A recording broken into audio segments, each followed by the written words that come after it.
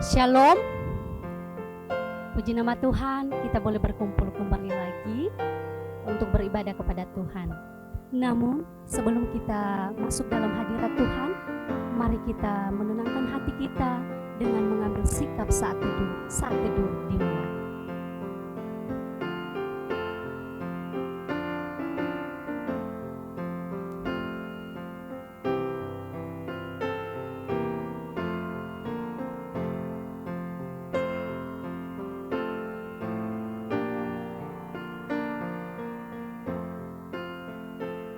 Amin. Mari kita memuji Tuhan dengan pujian saat ini, saat indah.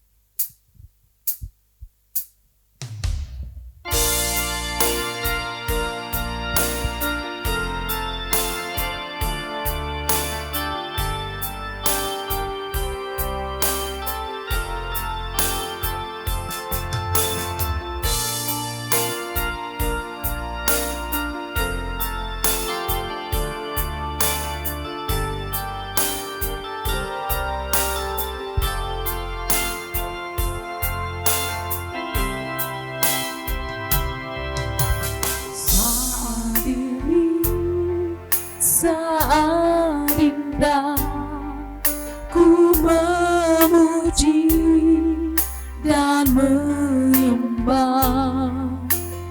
hadirat-Mu, ku rasakan saat ku sembahkan. Saat ini, saat Tuhan Kau curahkan urapan-Mu, hadirat-Mu ku rasakan saat ku sembahkan.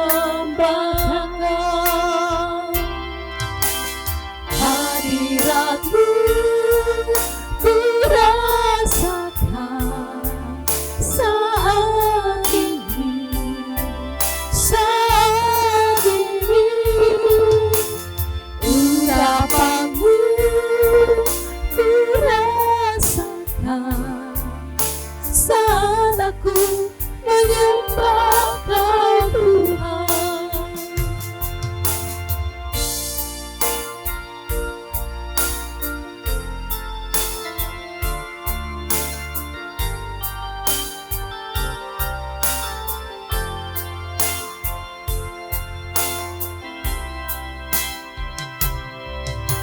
Saat ini, saat indah ku memuji dan menyembah hadirat-Mu, ku rasakan saat ku sembahkan.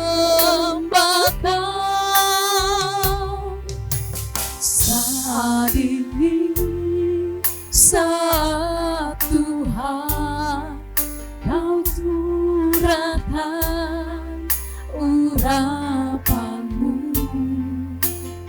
hadirat-Mu ku rasakan saat ku sembahkan. Hadirat-Mu ku rasakan saat ini, saat ini. Urapan-Mu ku rasakan saat aku menyembah Kau Tuhan.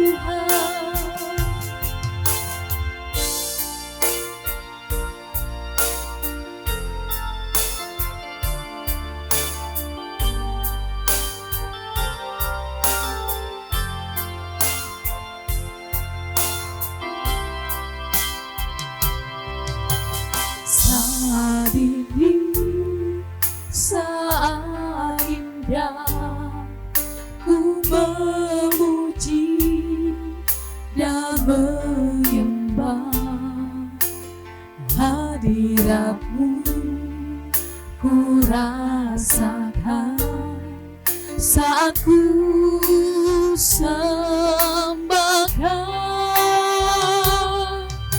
Saat ini, saat Tuhan Kau curahkan urapan-Mu, hadirat-Mu ku rasakan saat ku sembahkan. Hadirat-Mu ku rasakan saat ini, saat ini. Urapan-Mu ku rasakan saat ku menyembah Kau Tuhan. Hadirat-Mu serasakan saat ini, saat ini. Urapan-Mu ku rasakan saat ku menyembah Kau Tuhan. Saya dan jemaat untuk bangkit berdiri. Hadirat-Mu ku rasakan saat ini, saat ini. Urapan-Mu ku rasakan saat aku menyembah Kau Tuhan, saat aku menyembah Kau Tuhan, saat aku menyembah Kau Tuhan. Pertolongan kita pagi ini datang dalam nama Tuhan yang menjadikan langit dan bumi serta sekalian isinya. Ia yang memeliharakan kesetiaannya sampai selama-lamanya, dan Ia tidak pernah meninggalkan kita perbuatan tangannya. Turunlah atas saudara semua kasih karunia dari Allah Bapa, damai sejahtera dari Yesus Kristus di dalam Roh Kudus.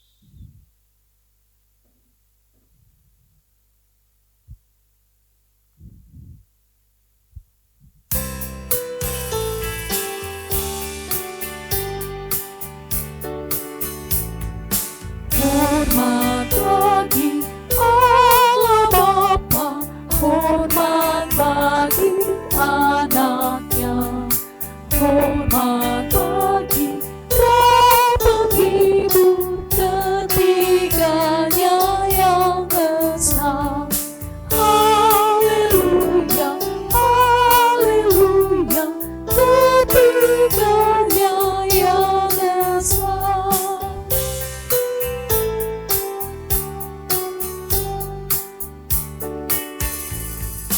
Hormat bagi Raja Surga, Tuhan umat manusia. Hormat bagi Raja Salam di seluruh dunia. Haleluya, haleluya, di seluruh dunia. Mari kita berdoa. Hormat bagi Engkau Allah Tritunggal. Bagimu kemuliaan, bagimu keagungan. Kami bersyukur pada pagi hari ini Bapa. Engkau Allah yang baik, Allah yang mengasihi kami. Engkau memberi kesempatan bagi kami untuk datang berkumpul kembali bersama saudara seiman kami, untuk memuji, menyembah Engkau. Kami rindu hadirat-Mu Tuhan. Kami rindu lawatan-Mu. Sekiranya Tuhan yang hadir di tengah-tengah kami. Kami rindu menyembah Engkau. Kami rindu mendengarkan sabda-Mu. Berkatilah setiap kami, Bapa. Kami menenangkan hati kami, hanya berfokus pada Engkau. Dan kami bersyukur sepanjang 1 minggu ini, Engkau telah menolong kami. Engkau telah memberkati kami. Engkau telah memberi kekuatan bagi kami. Terima kasih Bapa, terima kasih. Tiada balasan dari kami, selain kami mempersembahkan hidup kami sebagai persembahan yang hidup di hadapan-Mu. Bapa di surga, berkatilah ibadah kami. Berkati alat-alat yang kami pakai, sehingga tidak ada satupun kendala ya Tuhan. Dan urapilah setiap kami anak-anak-Mu yang mengambil bagian dalam pelayanan ini. Dan biarlah semua pelayanan kami hanya tertuju kepada Tuhan saja. Terima kasih Bapa di surga, ini ibadah kami serahkan dari awal, tengah, hingga akhir. Biarlah Tuhan saja yang hadir dan yang memimpin. Terima kasih Tuhan, di dalam nama Tuhan Yesus kami telah berdoa. Amin.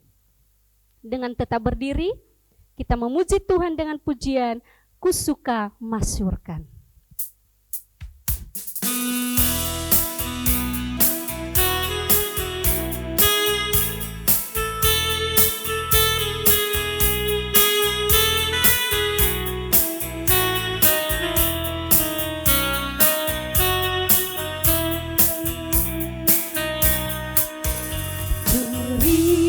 Tuhan Yesus, ku suka masyurkan Tuhanku yang mulia, Yesus berkasihan.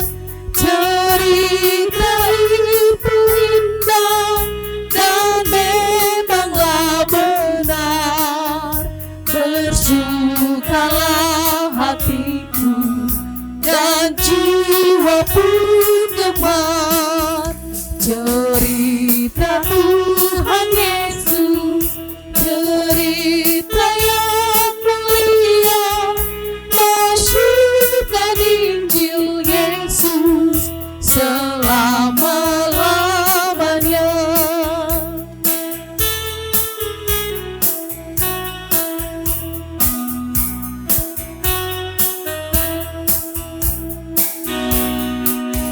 Cerita Tuhan Yesus, ku suka masyurkan. Cerita yang mulia, cerita yang senang, besar benar untukku selamat kudapatkan. Dan itulah sebabnya ku suka masyurkan. Cerita Tuhan Yesus, cerita yang mulia, masyurkan Injil Yesus selama-lamanya.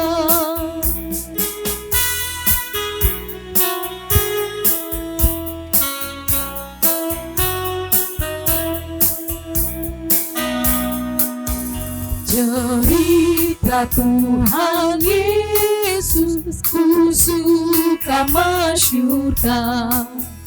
Bertambah indahnya kalau diulangkan.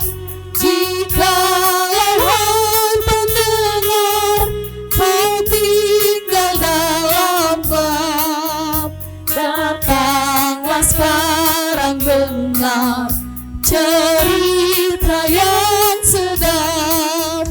Cerita Tuhan Yesus, cerita yang mulia, masyurkan Injil Yesus selama-lamanya.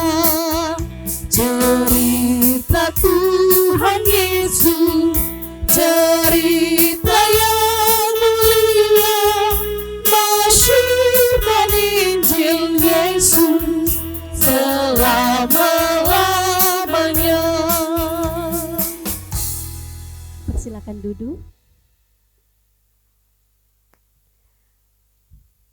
Tiba saatnya kita akan mendengarkan persembahan pujian dari kaum wanita. Dipersilahkan.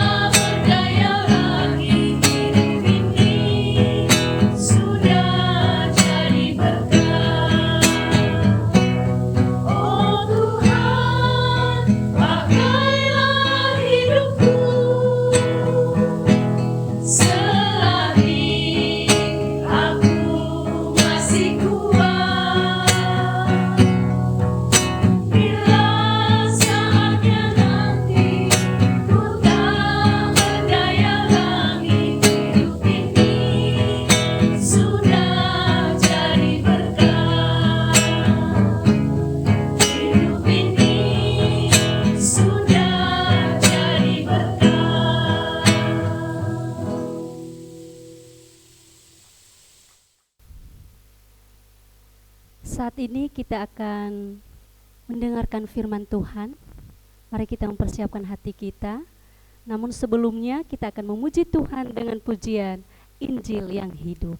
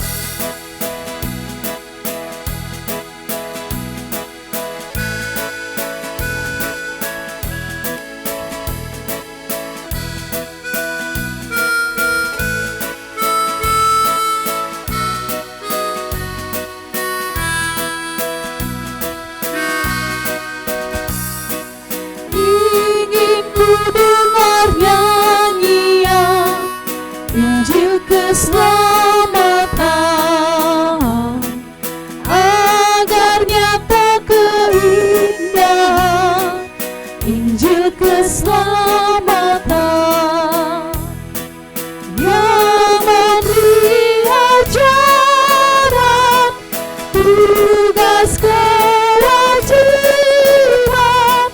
sungguh indah mengherankan Injil keselamatan, sungguh indah mengherankan Injil keselamatan.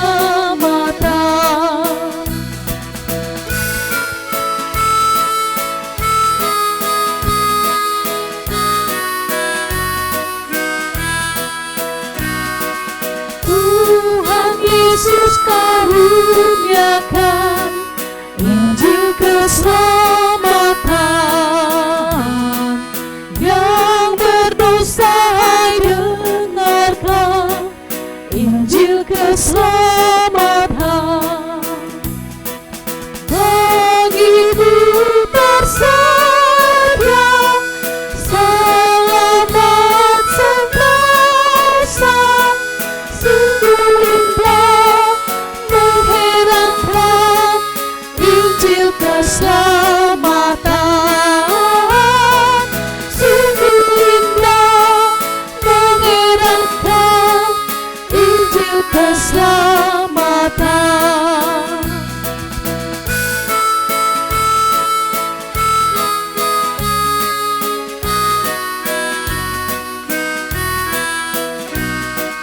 Merdulah bunyi Injilnya, Injil keselamatan, ampun dan damai dibawa Injil keselamatan.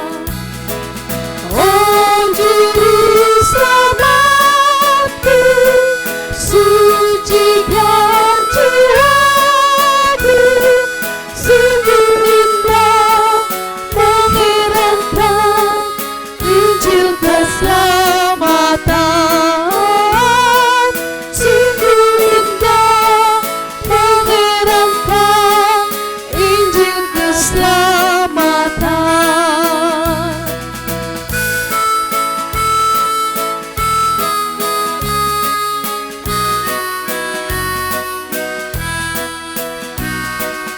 Ingin ku dengar nyanyian Injil keselamatan, agar nyata keindahan Injil keselamatan, yang memberi ajaran tugas kewajiban,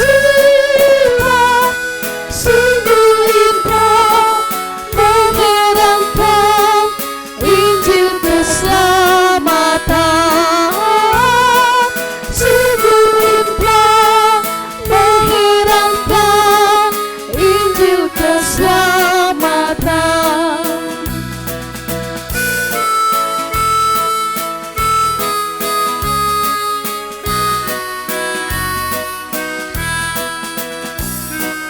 Tuhan Yesus karuniakan Injil keselamatan, yang berdosa hai dengarkan Injil keselamatan. Bagimu tersedia selamat sentosa, sungguh indah mengherankan Injil keselamatan, sungguh indah mengherankan Injil keselamatan.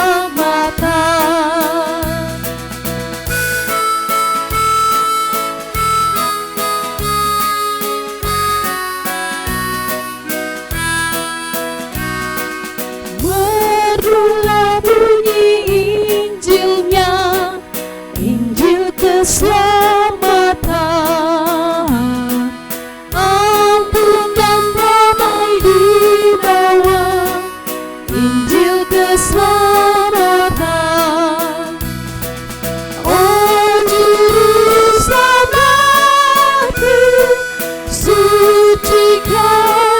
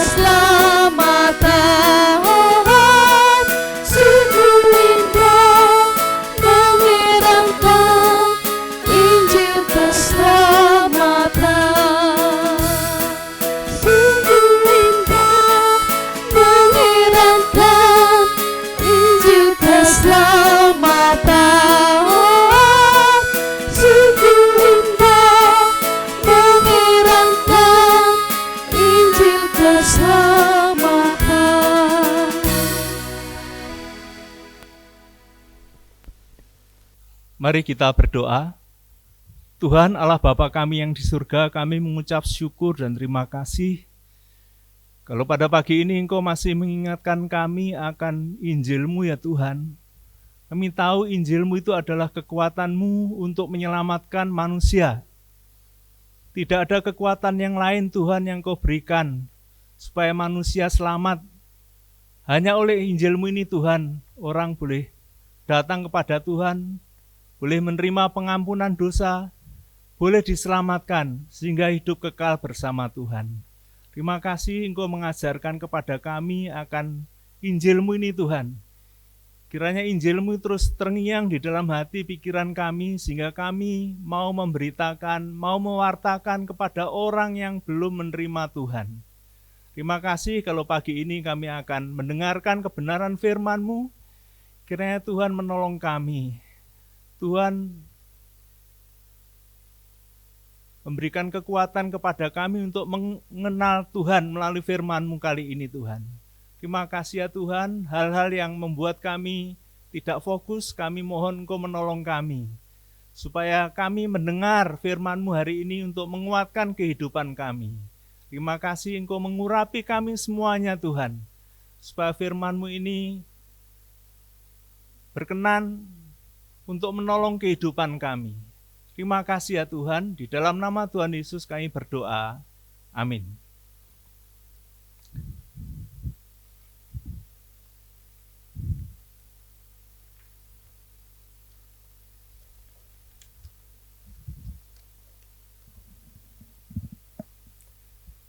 Shalom, selamat pagi Bapak Ibu Saudara yang dikasihi Tuhan.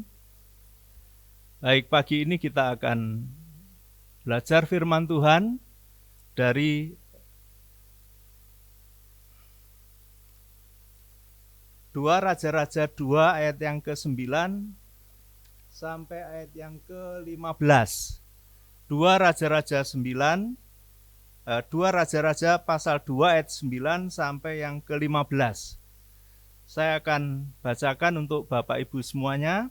Nanti dilanjutkan dengan Yohanes 14 ayat yang ke-12.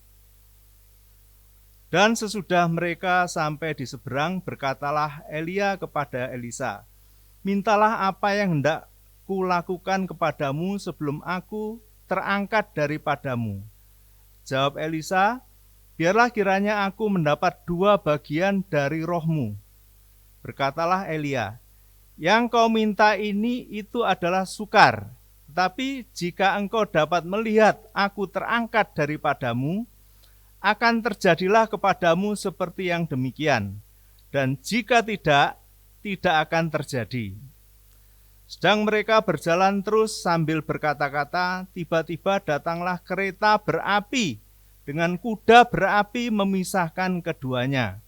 Lalu naiklah Elia ke surga dalam angin badai. Ketika Elisa melihat hal itu, maka berteriaklah ia, Bapakku, Bapakku, kereta Israel dan orang-orangnya yang berkuda. Kemudian tidak dilihatnya lagi, lalu direnggutkannya lah pakaiannya dan dikoyakkannya menjadi 2 koyakan. Sesudah itu dipungutnya jubah Elisa yang telah terjatuh. Lalu ia berjalan hendak pulang dan berdiri di tepi sungai Yordan. Ia mengambil jubah Elia yang telah terjatuh itu, dipukulkannya lah ke atas air itu sambil berseru, di manakah Tuhan Allah Elia? Ia memukul air itu lalu terbagi sebelah sini dan ke sebelah sana. Maka menyeberanglah Elisa. Ketika rombongan nabi yang dari Yeriko itu melihat dia dari jauh, mereka berkata, Roh Elia telah hinggap pada Elisa. Mereka datang menemui dia, lalu sujudlah mereka kepadanya sampai ke tanah. Lalu kita lanjutkan dari Yohanes 14 ayat yang ke-12. Yohanes 14 ayat yang ke-12 demikian, Aku berkata kepadamu, sesungguhnya barang siapa percaya kepadaku, ia akan melakukan juga pekerjaan-pekerjaan yang aku lakukan, bahkan pekerjaan-pekerjaan yang lebih besar daripada itu. Sebab aku pergi kepada Bapa. Amin firman Tuhan. Tema yang diberikan kepada hari ini adalah percaya dapat melakukan perkara-perkara yang lebih besar, ya. Percaya dapat melakukan perkara yang lebih besar. Seperti yang telah kita dengar firman Tuhan hari ini dari Yohanes tadi, pasal 14 ayat yang ke-12, saya ulang. Aku berkata kepadamu, sesungguhnya barang siapa percaya kepadaku, ia akan melakukan juga pekerjaan-pekerjaan yang aku lakukan. Bahkan pekerjaan-pekerjaan yang lebih besar daripada itu, sebab aku pergi kepada Bapa. Jadi dasar yang menjadi bahasan kita bersama adalah kita dapat melakukan perkara yang lebih besar, ya. Dasarnya adalah sesungguhnya barang siapa percaya kepadaku, ya. Jadi yang pertama dasarnya seseorang itu bisa melakukan pekerjaan yang diberikan Tuhan kepada setiap orang percaya adalah percaya kepadaku, percaya kepada Kristus. Jadi seseorang bisa mengerjakan pekerjaan-pekerjaan yang diberikan Kristus kepadanya adalah yang pertama mempercayai Tuhan, mempercayai Kristus, ya. Kristus adalah juru selamat dunia. Kristus adalah Tuhan dan Allah. Dan kalau seseorang mempercayainya, dia akan mendapatkan kepercayaan, mendapatkan tanggung jawab dari Tuhan yang dipercayainya. Jadi yang pertama adalah percaya dulu kepada Kristus. Masalahnya di dalam kehidupan ini banyak sekali pemikiran, banyak sekali orang meragukan, banyak sekali orang yang tidak percaya pada Kristus. Orang-orang di luar sana mengatakan orang Kristen itu sesat. Dia menuhankan manusia. Dia menyembah manusia, ya. Jadi pernyataan ini ya harus kita terima karena mereka tidak tahu apa yang mereka katakan. Kristus kalau kita baca dalam Alkitab kita, ya, dalam Perjanjian Lama maupun Perjanjian Baru, dia menyatakan diri sebagai Tuhan dan menyatakan diri sebagai Allah. Di dalam Perjanjian Baru, Kristus memang tidak pernah menyatakan dirinya Allah, tapi dia menyebut dirinya anak Allah. Kalau dia itu anak Allah, berarti dia termasuk golongannya Allah karena anaknya Allah. Jadi dia termasuk Allah. Ini pernyataan. Kemudian kalau kita juga memperhatikan di dalam Perjanjian Baru, dari perbuatan-perbuatan yang dilakukan Yesus, itu adalah perbuatan yang tidak bisa dilakukan oleh para nabi yang lain.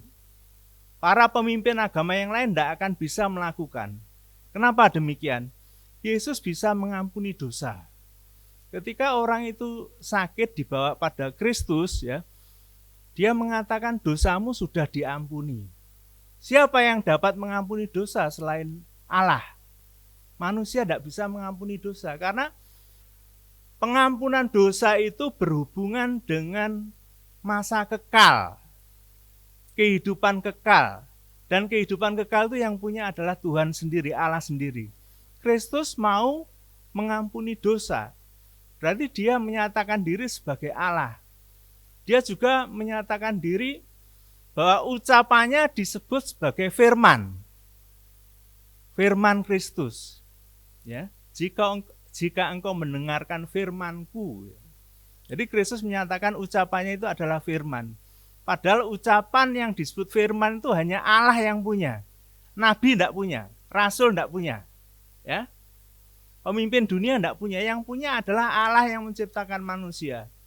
Dengan demikian, ya, Kristus menyatakan diri sebagai Tuhan dan Allah. Kemudian juga dia menyatakan diri sebagai Tuhan atas hari Sabat. Siapa yang sanggup menyatakan bahwa hari itu adalah miliknya Tuhan, kalau tidak Allah sendiri? Yesus menyatakan bahwa anak manusia adalah Tuhan atas hari Sabat. Itu menunjukkan bahwa dirinya itu Allah. Tapi manusia banyak yang meragukannya hingga kini.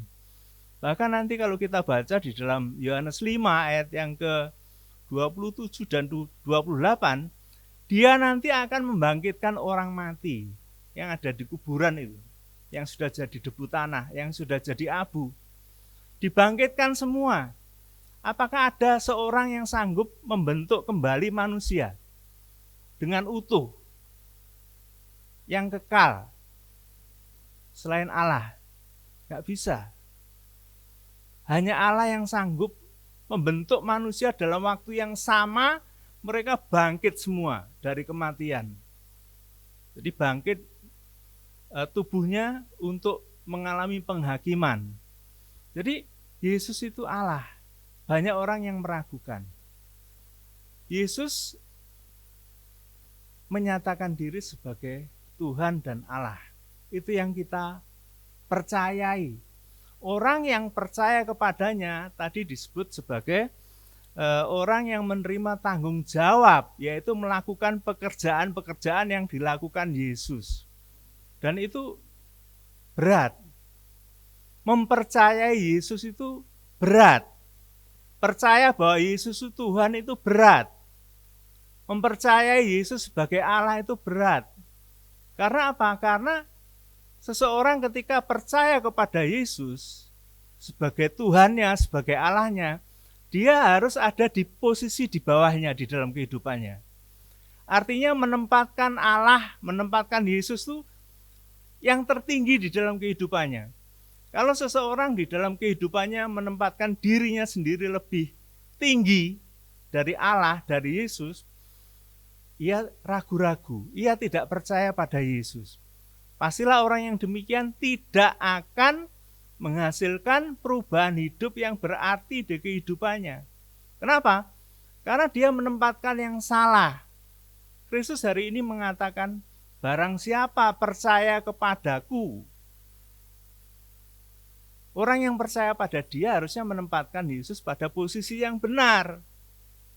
Dia bukan hanya sebagai penjaga, bukan sebagai suruhan, tapi dia itu Tuhan. Dia itu Allah. Maksudnya kalau orang menempatkan Yesus sebagai Tuhan dan Allah, dia menghormatinya. Dia menghargainya. Dia takut akan dia. Segala sesuatu dikerjakannya dengan takut akan Tuhan. Dan yang demikian, dia sudah percaya kepada Kristus. Di sini kita belajar bagaimana orang yang percaya pada dia menerima tanggung jawab yang besar. Di sini kita belajar dari Elisa.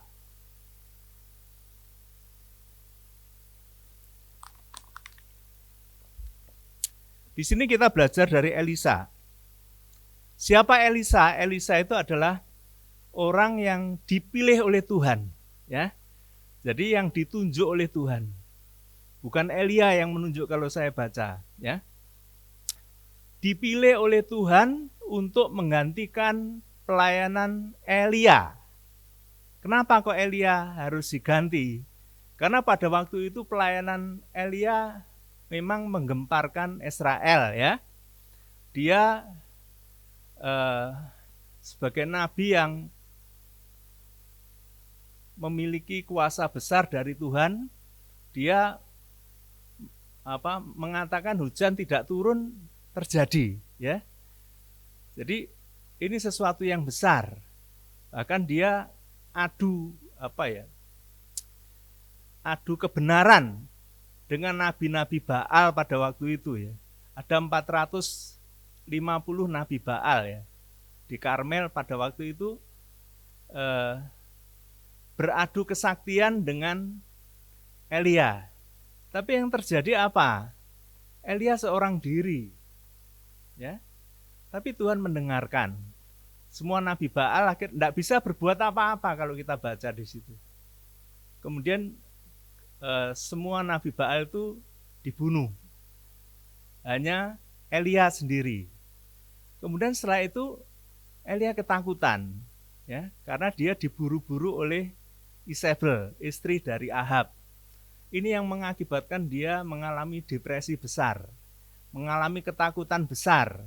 Jadi seorang nabi besar, nabi yang berpengaruh di Israel, ternyata ketika mendapatkan ancaman begitu, dia juga mengalami ketakutan, mengalami depresi. Saat itulah dia minta kepada Tuhan untuk apa? Untuk mengambil nyawanya. Ya. Tapi pada saat itu Tuhan menanyai Elia, ya. Elia menyatakan bahwa hanya dia seorang diri yang percaya pada Tuhan dan tidak menyembah Baal. Tapi Tuhan mengatakan masih ada 7.000 orangku yang tidak pernah sujud menyembah Baal. Jadi orang yang depresi, orang yang mengalami tekanan besar, kadang-kala tidak bisa berpikir jernih. Saat itulah kemudian Elia diminta untuk mengurapi Elisa menggantikannya. Jadi Elisa pada waktu itu sedang membajak sawah, ya, dengan hamba-hambanya. Kemudian saat itulah dia ditunjuk. Kalau kita baca di dalam 1 Raja-Raja, ya. Kemudian Elisa mendengarkan. Jadi, tapi ada syarat yang besar yang diberikan oleh Elisa supaya dia bisa melaksanakan tugas yang berat itu, yaitu dia minta 2/3 bagian dari roh Elia. Tidak mungkin ya roh seseorang bisa ditransfer ke orang lain. Itu tidak akan pernah bisa terjadi. Yang bisa melakukannya hanya Allah sendiri. Dan Elia mengatakan itu terlalu sukar. Tapi akhirnya ketika Elia naik ke surga dengan tubuh fisik yang masih lengkap, belum mati, naik ke surga, ya, dan tidak pernah kembali sampai hari ini, Elisa menerima 2/3 bagian dari roh yang dimintanya tadi. Dan itu bukan roh Elia, tapi roh Allah. Jadi 2/3 bagian dari roh Elia itu bukan rohnya Elia, tapi roh Allah yang selama ini memenuhi Elia. Itu turun atas Elisa. Sehingga Elisa, kalau kita baca tadi, penuh kuasa. Jadi kalau kita membaca hal ini, kita bisa melihat bahwa seseorang bisa melakukan pekerjaan besar, ya, yang diberikan kepadanya, kalau dia dipenuhi kuasa yang datangnya dari Tuhan. Kuasa itu adalah kuasa Roh Kudus. Orang yang dipenuhi oleh kuasa Roh Kudus bisa mengerjakan pekerjaan-pekerjaan besar itu. Jadi tanpa adanya kuasa dari Roh Kudus, dia bekerja atas kekuatannya sendiri, kemampuannya sendiri. Makanya banyak orang yang gagal. Jadi Elisa meminta kuasa itu untuk apa? Untuk melakukan pekerjaan-pekerjaan besar. Kita lihat tadi ketika dia mengambil jubah Elia dan memukulkannya ke sungai Yordan, ke air ya, bukan ke sungai Yordan ya, maka air itu terbelah. Seperti sungai Yordan yang terbelah pada zamannya Yosua, seperti Laut Merah yang terbelah pada zamannya Musa. Itu kuasa itu sama, kuasa Allah. Jadi terjadi itu. Mungkin secara logika tidak masuk akal. Kain bisa menyibakkan air, bisa memisahkan air. Dan itu terjadi. Demikian juga dengan kita. Kita sudah percaya pada Kristus dan Kristus memberikan kepada kita kepercayaannya. Dia menunjuk kita untuk melakukan perkara-perkara yang dikerjakan Kristus. Dan itu apakah bisa dikerjakan? Harusnya bisa. Asalkan kita mendapatkan kuasa dari Roh Allah. Apakah Roh Kudus atau Roh Allah atau Roh Yesus atau Roh Tuhan itu sudah ada di dalam kehidupan kita? Sudah. Saat kita percaya, saat kita mengambil keputusan percaya kepada Kristus, saat itu juga Roh Allah mendiami kehidupan kita. Dia tinggal tetap di dalam hati kita. Sehingga apa? Kita itu dikendalikannya, kita ditolongnya, kita dihiburnya, kita dibimbingnya. Tapi masalahnya banyak orang yang tidak mengenalinya. Banyak orang yang tidak mempercayainya, dia meragukannya. Dia tidak merasakan perbedaannya percaya kepada Kristus atau tidak percaya pada Kristus. Enggak ada bedanya. Sama dengan orang-orang dunia lainnya. Kenapa demikian? Kalau kita lihat dari awal tadi, kita mungkin salah mempercayai Tuhan, salah menempatkan Tuhan pada posisinya. Kalau seseorang menempatkan Kristus sebagai Tuhan, ya, dia ini majikan kita, dia Tuhan kita. Masalahnya orang membalik itu. Jadi tidak Kristus yang tertinggi dalam kehidupannya, tapi kadang-kadang dirinya sendiri yang lebih penting. Sehingga apa? Kristus yang setiap hari mengetuk pintu hati kita itu tidak didengarnya. Sehingga ada kuasa besar, yaitu kuasa Roh Allah yang menjadikan alam semesta ini, yang mendiami kita ini kita tidak menyadari. Roh Kristus, Roh Kudus itu sama. Harusnya kalau itu kuasa itu kita alami, Roh Allah itu ada di dalam kita, mestinya kita bisa melakukan pekerjaan-pekerjaan yang diberikan Kristus. Apa pekerjaan yang diberikan Kristus? Secara singkatannya secara gampangannya adalah kasihilah Tuhan Allahmu dengan segenap hatimu, segenap jiwamu, dan kasihilah sesamamu manusia seperti kamu mengasihi dirimu sendiri. Itu secara gampang. Bagaimana mengasihi Tuhan? Bagaimana mengasihi sesama? Bukankah kita harus membagikan apa yang kita miliki, apa yang kita dengar, supaya orang lain boleh mengalami kehidupan kekal seperti yang kita alami? Itu harusnya. Bagaimana kehidupan kekal itu bisa dialami oleh orang lain? Kita bagikan. Sebab kita punya mulut, ini digunakan hendaknya untuk apa? Melakukan pekerjaannya. Dengan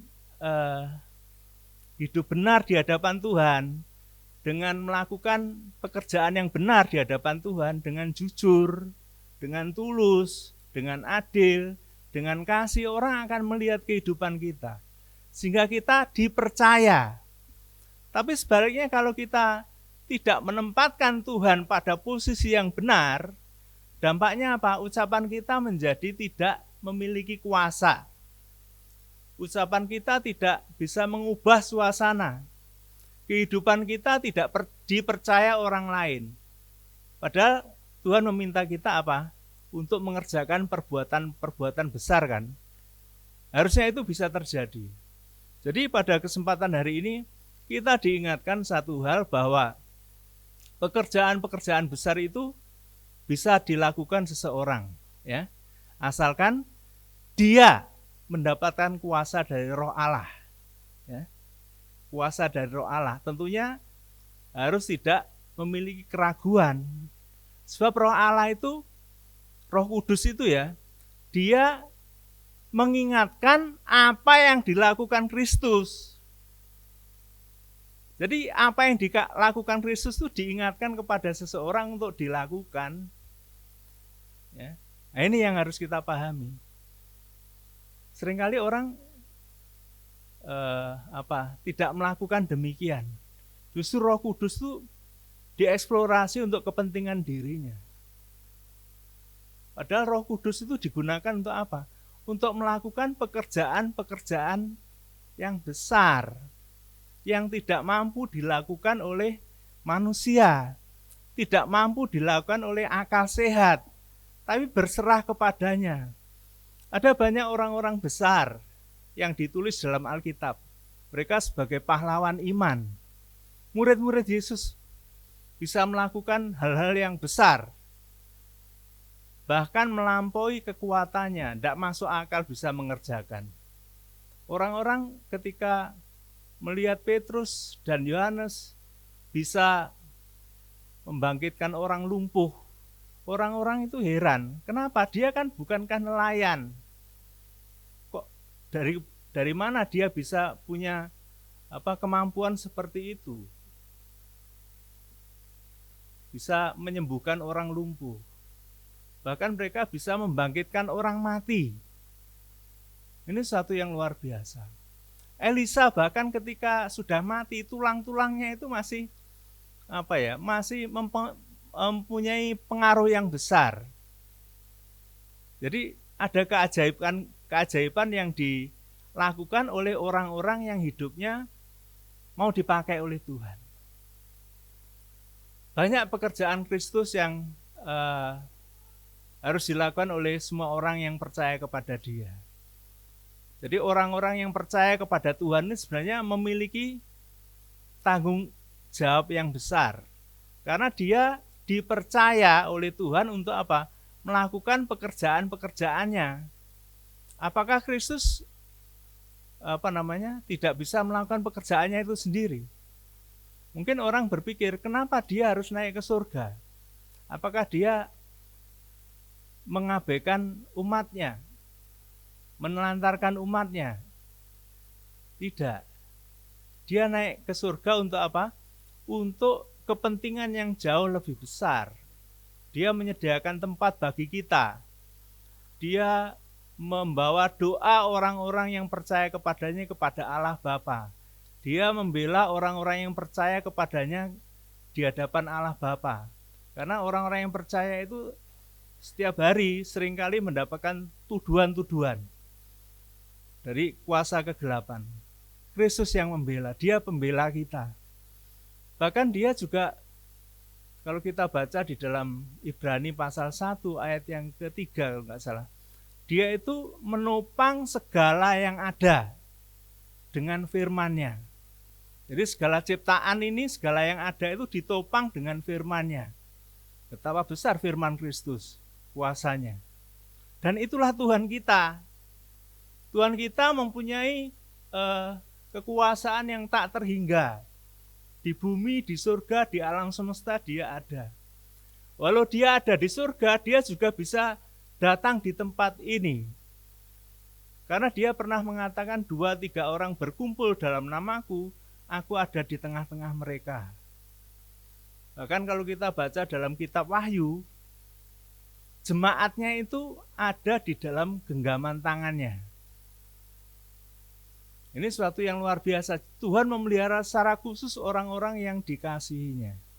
Jadi kalau Dia pada kesempatan hari ini mengingatkan kita untuk melakukan pekerjaan-pekerjaannya, itu karena kita telah dilengkapi segala sesuatu. Segala sesuatu apa? Tadi Roh Allah. Roh Allah yang memimpin kita, menghibur kita, memberi kuasa kepada kita. Itu jaminan Tuhan. Ada kitab sucinya. Ada banyak hal diberikan Tuhan kepada kita untuk mengerjakannya. Bahkan disebutnya di sini pekerjaan-pekerjaan yang lebih besar dari itu. Apakah mungkin seseorang yang percaya kepadanya melakukan pekerjaan-pekerjaan yang lebih besar dari yang Kristus lakukan? Ini apa Tuhan enggak salah? Sebab Dia pernah berkata begini, seorang murid tidak lebih dari gurunya. Tapi kenapa Tuhan menyatakan bahwa orang-orang yang percaya kepadanya itu akan melakukan pekerjaan-pekerjaan yang lebih besar dilakukan oleh Kristus? Apakah hal itu mungkin? Mungkin di dalam hal luasan ya. Jadi kalau Kristus ketika Dia memberitakan Injilnya, ketika Dia menyatakan dirinya sebagai raja dalam kerajaan Allah ya, di usia 30 tahun ya, Dia waktu itu luasan kerjanya hanya di daerah Israel dan sekitarnya ya, hanya di daerah Israel dan sekitarnya, sebab Ia melakukan itu semuanya dengan cara yang sederhana, dengan berjalan kaki dari satu tempat ke tempat yang lainnya hanya di sekitar Israel itu aja. Selain berjalan kaki, dia naik perahu. Dia dicatat dalam Alkitab hanya pernah naik kendaraan kuda, keledai hanya satu kali. Dan itu akan menuju kepada Yerusalem, mengakhiri misinya dia untuk disalibkan. Jadi Yesus luasan kerjanya hanya itu aja. Daerah Israel dan sekitarnya jalan kaki bersama murid-muridnya kira-kira 3,5 tahun. Jadi tidak banyak. Karena apa? Fisiknya yang terbatas. Tapi dia maha tidak terbatas. Murid-muridnya, ya setelah Yesus disalibkan, setelah Yesus naik ke surga, memberitakan Injilnya tidak hanya ke Israel aja, tapi ke daerah-daerah yang lain. Ya, misalnya dicatat si Paulus itu memberitakan Injil dari satu kota ke kota yang lain, dari satu negara ke negara lain, dari satu benua ke benua yang lain. Jadi jauh lebih luas. Mungkin itu. Demikian juga murid-murid yang lain, seperti Thomas itu memberitakan Injil sampai ke India. Itu luasannya. Atau mungkin di dalam hal yang dilakukan murid-murid itu melebihi kemampuannya. Ya, melebihi kapasitasnya, tapi dia bisa melakukannya. Jadi ada banyak hal yang dilakukan oleh orang-orang yang dipercaya Kristus, tapi dia menanggapinya dengan sungguh. Ya, sehingga apa? Sehingga pekerjaan Kristus itu bisa dilakukan dengan benar. Kita sama sebenarnya dengan kondisi para murid pada waktu itu. Bahkan kita lebih lagi, karena kondisi kita di zaman yang modern, kita mendapatkan banyak fasilitas, bisa memberitakan Injil, bisa melakukan pekerjaannya dengan luasan yang lebih luas lagi, dengan sesuatu yang lebih luas lagi. Tapi masalahnya ada banyak kendala. Kendala yang terbesar adalah banyak orang yang masih meragukan Kristus. Banyak orang yang tidak menyadari bahwa kuasa Allah itu sudah ditaruh di dalam dirinya. Hanya tinggal percaya. Hanya tinggal dia hidup di dalamnya atau tidak. Masalahnya kalau hidup di dalamnya, kita benar-benar akan mengalami, akan mengenal Yesus itu. Yesus akan memenuhi hatinya, Yesus akan memenuhi kehidupannya. Sehingga apa? Yesus itu betul-betul mengendalikan hidupnya, menguasai hidupnya. Kalau orang dikuasai oleh Yesus, maka saat itu kerajaan Allah ya akan turun atasnya. Di mana kerajaan Allah turun atasnya, di situ ada damai sejahtera, ada kuasa Allah memerintah. Kita hanyalah sebagai warganya, sebagai orang-orang yang diutusnya untuk melakukan kebenaran. Ucapan kita, tingkah kita, perbuatan kita menunjukkan kebenaran, menunjukkan kita melakukan pekerjaannya.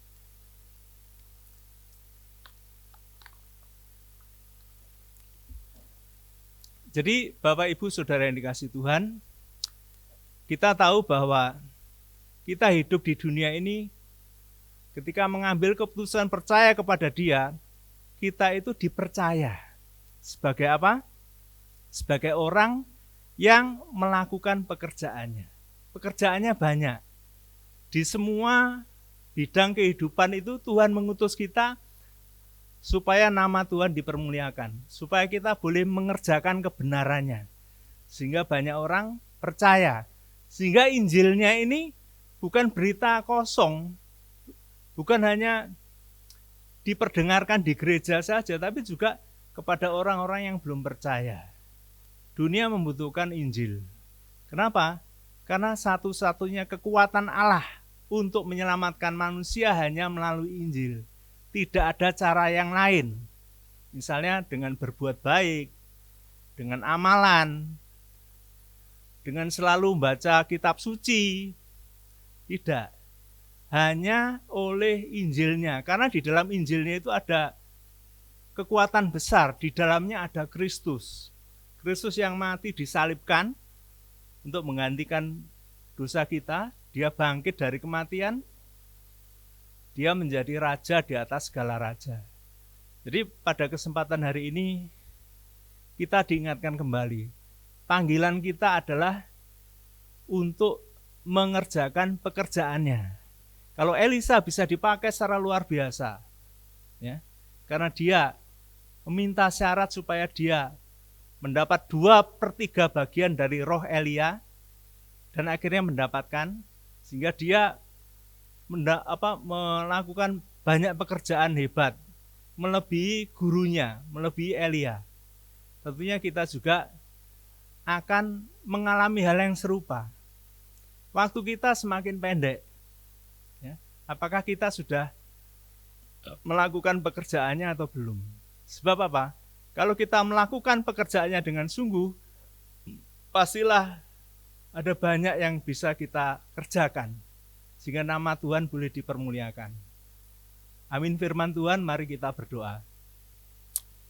Tuhan Allah Bapa kami yang di surga, kami mengucap syukur dan terima kasih kalau pada kesempatan hari ini Engkau mengingatkan kepada kami akan pekerjaan Tuhan yang Tuhan berikan kepada kami.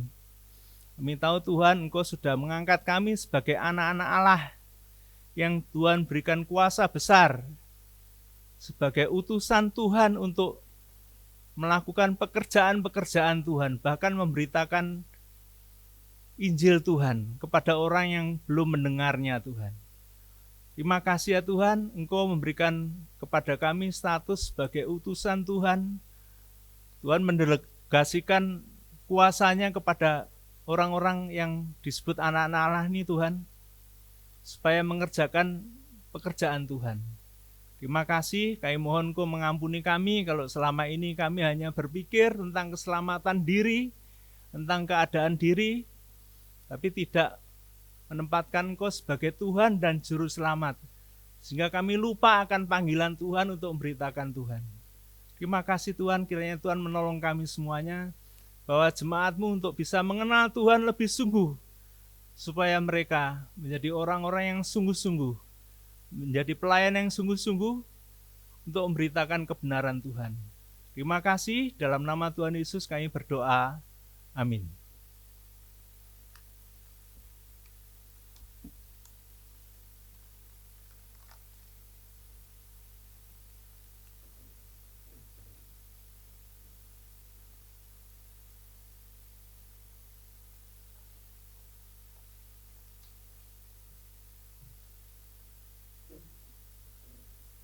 Shalom, selamat pagi Bapak Ibu Saudara yang terkasih di dalam Tuhan. Saya akan membacakan warta jemaat untuk minggu ini. Nanti sore pukul 17.00 waktu Indonesia Barat, ada kebaktian yang kedua bagi jemaat yang tidak dapat menghadiri pada pagi hari ini. Silakan dapat mengikuti ibadah pada sore hari. Ibadah Yud atau PRBK diadakan setiap pada hari Sabtu pukul 18.00 waktu Indonesia Barat bertempat di gereja. Hari Sabtu tanggal 30 Juli 2022 pukul 11.00 waktu Indonesia Barat diadakan baptisan air di gereja. Harap seluruh peserta baptisan air mempersiapkan diri dan diharapkan seluruh jemaat mendukung di dalam doa. Mohon didoakan untuk pelaksanaan sidang sinode yang ke-23 yang akan dilaksanakan di Jakarta pada tanggal 26 sampai 28 Juli 2022. Kiranya Tuhan menolong dan memimpin. Untuk iuran kematian dapat dibayarkan kepada Saudari Yohan Stefani, dan gerakan aksi Rp1.000 dapat dimasukkan di kotak di dekat pintu masuk.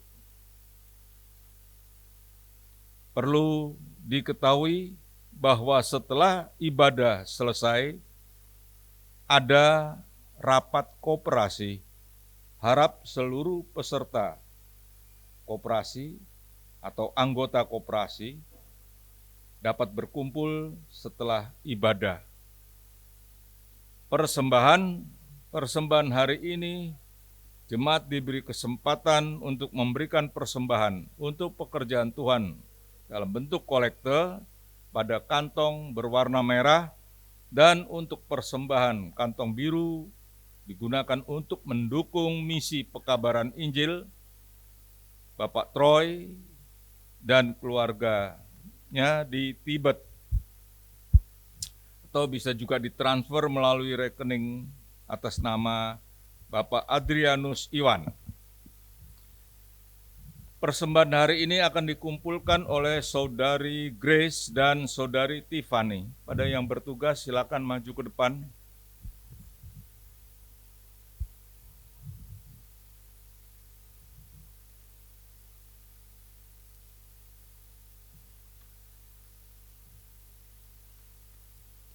Mungkin ada yang dapat menggantikan. Oh, ada Saudari Grace, silakan.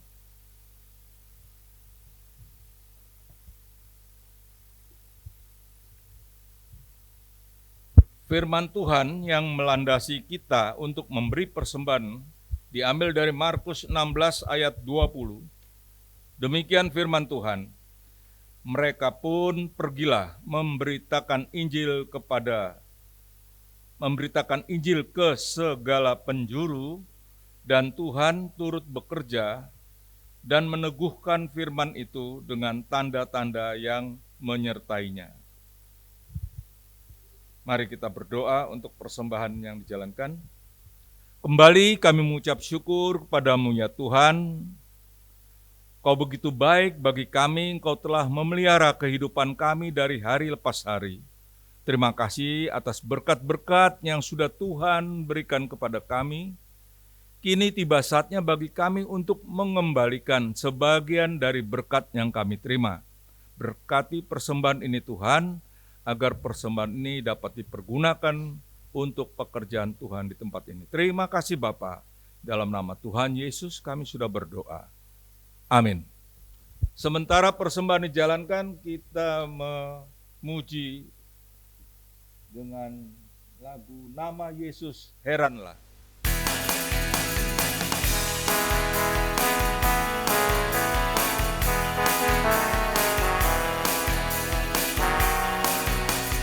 Nama Yesus heranlah, cintanya oh heranlah, kuasanya oh heranlah, heran lebih dari semua.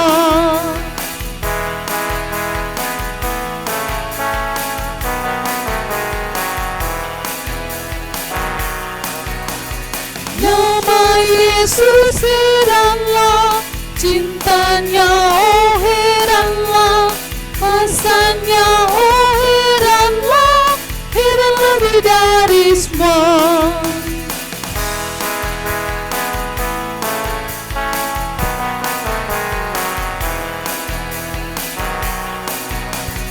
Nama Yesus heranlah, cintanya oh heranlah, kuasanya oh heranlah, heran lebih dari semua.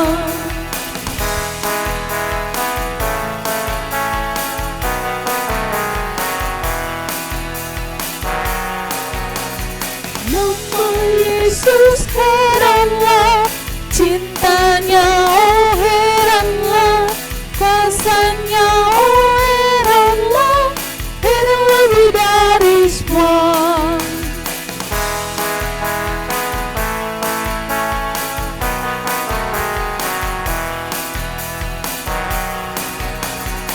Nama Yesus heranlah, cintanya oh heranlah, kuasanya oh heranlah, heran lebih dari semua.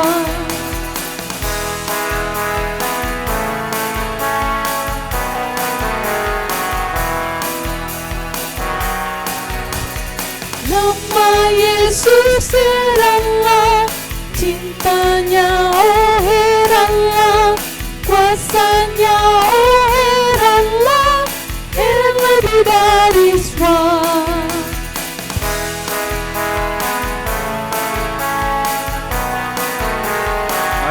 mengajak saudara untuk bangkit berdiri.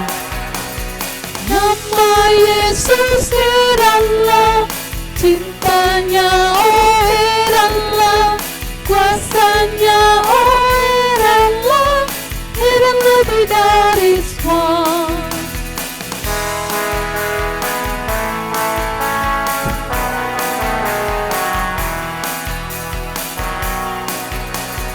Nama Yesus heranlah, cintanya oh heranlah, kuasanya oh heranlah, heran lebih dari semua.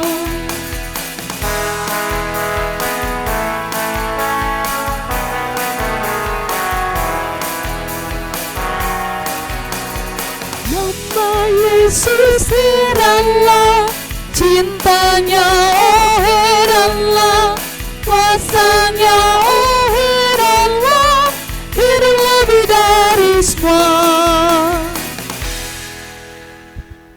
Mari kita berdoa untuk mengakhiri kebaktian pada pagi hari ini. Kembali kami ucap syukur kepadamu ya Tuhan. Kau telah memimpin kami pada kebaktian pagi hari ini dari awal, pertengahan hingga akhir. Terima kasih Tuhan atas pimpinan dan penyertaan Tuhan pada kebaktian ini. Kami mengucap syukur dan berterima kasih Tuhan. Kau telah mengingatkan kembali melalui firman-Mu pada kami semua, untuk kami dapat melakukan pekerjaan-pekerjaan-Mu, terlebih pekerjaan yang lebih besar Tuhan. Terima kasih Tuhan, kami boleh percaya Engkau adalah Tuhan dan Juru Selamat kami. Biarlah dengan pertolongan Roh Kudus-Mu, kami boleh melakukan pekerjaan-Mu itu di dalam kehidupan kami sehari-hari. Mulai dari masyarakat yang terkecil Tuhan, di rumah tangga kami, sekitar kami, sampai akhirnya lebih luas lagi Tuhan. Kami berdoa untuk Bapak Julianto yang telah memberitakan firman Tuhan pada pagi hari ini. Kiranya Tuhan akan pelihara kehidupannya, Tuhan jaga kesehatannya, biarlah melalui pekerjaannya banyak jiwa-jiwa yang dapat diselamatkan. Kami juga berdoa untuk gembala sidang di tempat ini, hamba-hamba Tuhan di tempat ini, biarlah Tuhan juga pelihara kehidupan mereka masing-masing. Kami berdoa untuk jemaat di tempat ini yang sedang sakit, biarlah Tuhan jamah, Tuhan sembuhkan dari segala sakit penyakit mereka. Mereka yang sedang mengalami pergumulan hidup, biarlah Tuhan juga akan memberikan jalan keluar kepada mereka. Kami berdoa Tuhan untuk bangsa dan negara kami yang sedang memerangi untuk virus COVID-19 ini Tuhan.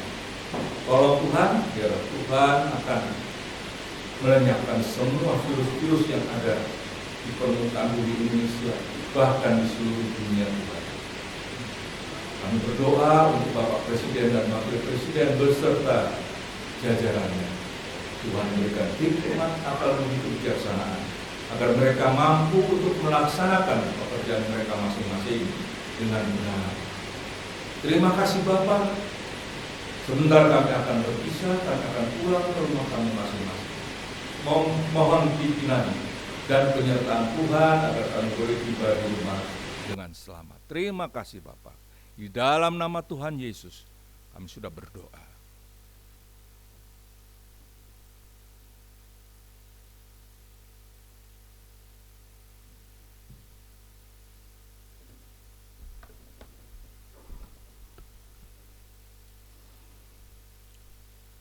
Tuhan memberkati engkau, Tuhan melindungi engkau, Tuhan menyinari engkau dengan wajah-Nya dan memberikan kepadamu kasih karunia-Nya. Tuhan menghadapkan wajah-Nya kepadamu, memberikan damai sejahtera. Sekarang pulanglah di dalam damai sejahtera daripada Allah Bapa dan kasih karunia dari Yesus Kristus menyertai saudara-saudara semua, dan Roh Kudus menyertai kita semua. Menyertai kita semua mulai saat ini sampai Yesus datang kembali.